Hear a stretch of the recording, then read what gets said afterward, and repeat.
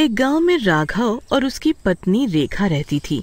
रेखा बहुत दिनों से एक अलमारी खरीदना चाहती थी, पर राघव उसे हमेशा टाल देता। एक दिन रेखा ने गुस्से में बोल दिया, अजी, या तो आप आज अलमारी लेके आओ या तो फिर मैं खुद ले आऊंगी। फिर मत बोलना महंगी ले आई, ये सारे पैसे अलमारी में लगा दिए। अरे प्रिय, देखो आजकल काम मंदा है, पैसे वैसे भी मिल नहीं रहे बाजार में।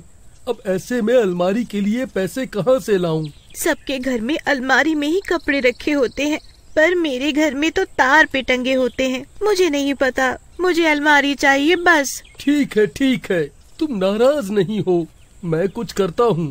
कहकर राघव अपने काम पर निकल जाता है। उसे उसका सहकर्मचारी विनोद मिलता है।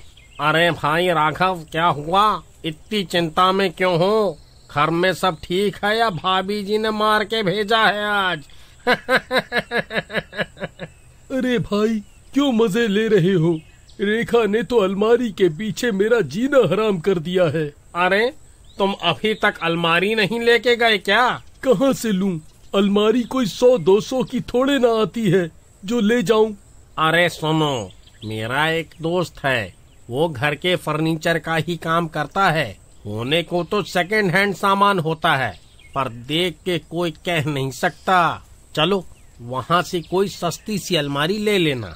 फिर राघव और विनोद फर्नीचर की दुकान के लिए निकल जाते हैं और थोड़ी ही देर में पहुँच भी जाते हैं। भैया, कोई सस्ती सी टिकाऊ अलमारी दिखाओ जो देखने में नई लगे। लगता है पैसे की कमी के कारण ये वो भूतिया अलमारी जरूर ले लेगा। अरे वाह, ये तो बहुत सस्ती अलमारी है। ये लीजिए, अभी के अभी 500 रुपए, और इसे मेरे घर पहुंचा दीजिए। राघव खुशी खुशी वो भूतिया अलमारी रिक्शे में लेके घर आता है। अरे वाह अजी, आप तो कितनी अच्छी अलमारी ले आए। अब मैं भी अपनी सारी साड़ियों को इसी में लगाऊंगी। फिर रेखा सारे कपड़े सही से अलमारी के अंदर रख के सोने चली जाती है। आधी रात होने पे उस अलमारी से चुड़ैली आवाजें आनी शुरू हो जाती है।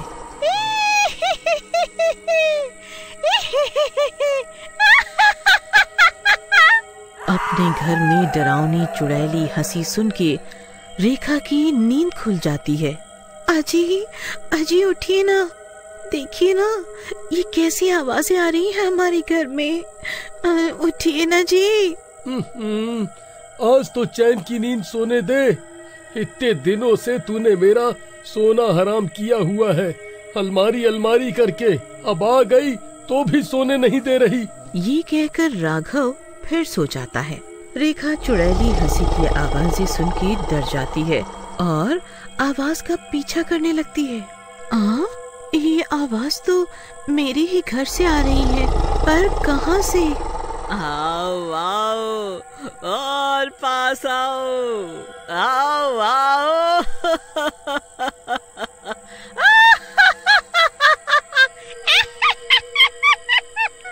रेखा आवाज का पीछा करते करते अलमारी के पास पहुंच जाती है। आवाज तो इसी में से आ रही है, पर इससे कैसे आ सकती है? खोल के देखती हूँ।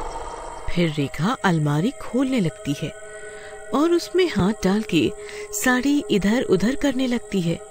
तभी अचानक एक चुड़ैली हाथ बाहर आ जाता है और रेखा को अलमारी के अंदर खींच लेता है। रेखा अलमारी के अंदर से एक अलग ही दुनिया में पहुंच जाती है। अरे मम्मी, बचाओ कोई, ये मैं कहाँ आ गई? यहाँ तो हर जगह कंकाल, कटे हुए हाथ पैर सिर पड़े हैं। ये तो कोई चुड़ैलों का महल लगता है। कहाँ फंसी भगवान। वो जगह बहुत डरावनी और खतरनाक होती है। महल पूरा का पूरा कंकाल के अंगों से बना होता है। अंदर बाहर हर जगह मरे कटे शरीर के अंग पड़े होते हैं। फिर जैसे ही रेखा उस महल के अंदर पहुंचती है, उसे वहाँ एक बड़ी सी लंबी नाक और बड़े बड़े दांतों वाली नीले रंग की चुड़ैल दिखती है, जो खोपड़ी में खून पी रही होती है। अरे मर गई रे, ये अलमारी के लालच का फल ऐसा निकलेगा, ये तो कभी सपने में भी नहीं सोचा था। ये मैं कहाँ चुड़ैल के चक्कर में फंस गई। बड़े दिनों बाद कोई बाहर की दुनिया का हमारी दुनिया में आया है, इसका तो स्वागत होना चाहिए। महफिल शुरू की जाए। फिर एक गंदी सी चुड़ैल आती है और रेखा को जबरदस्ती चुड़ैल रानी के बगल में बिठा देती है। फिर महल की सारी चुड़ैलें नाचने लगती हैं और नाच नाच के खून पीती हैं।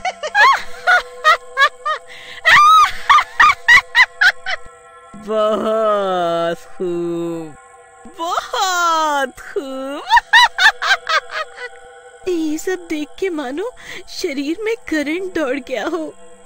हे भगवान, ये सब क्या हो रहा है यहाँ? ये मुझे कौन से पापों की सजा मिल रही है? उन्हें तो पता भी नहीं होगा कि उनकी पत्नी चुड़ैलों के महल में फंस गई है। हे भगवान, मैं क्या करूं अब?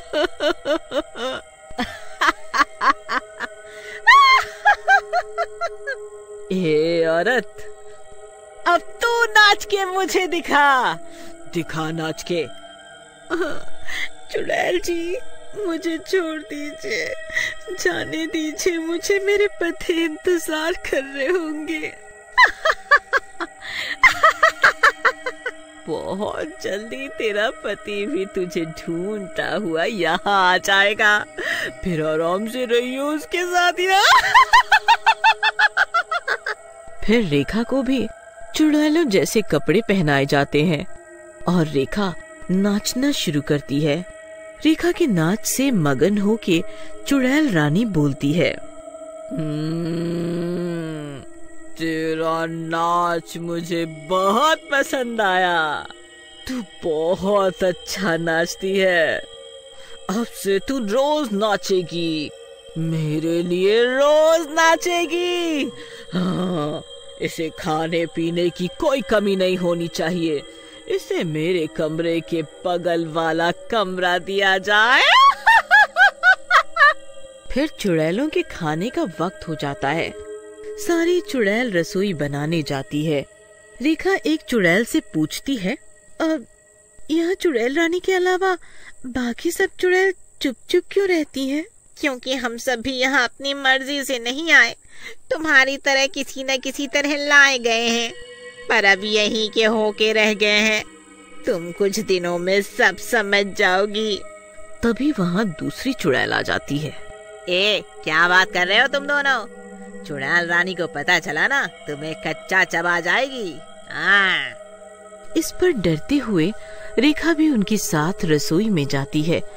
वहाँ मांस, हड्डियाँ, खून, यही सब बन रहा होता है। इतना भयानक खाना देख के रेखा को बदबू से उल्टियाँ होने लगती है। मैं ये सब नहीं खाऊंगी, चाहे जो भी हो जाए। मैं खून नहीं पीऊंगी, मैं खून नहीं पी सकती। ए औरत, सबको यही खाना पड़ेगा, तू भी ये बात टोल समझी। फिर खाने के समय सबके लिए मांस, खून, हड्डियां परोसी जाती हैं।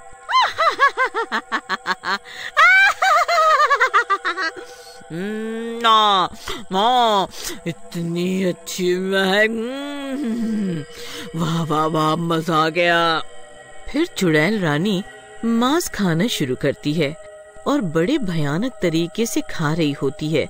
बाकी चुड़ैलें चुड़ैल रानी के हुक्म का इंतजार कर रही होती हैं। बहुत स्वादिष्ट है, तुम भी खाओ, तुम भी खाओ। फिर सब खाना खाना शुरू करते हैं, पर रेखा सहमी हुई एक कोने में बैठी होती है। खाना खत्म होने पर सब सोने जाती है। रेखा भी अपने कमरे में सोने चली जाती है। आपको ये कहानी कैसी लगी? कमेंट बॉक्स में बताएं।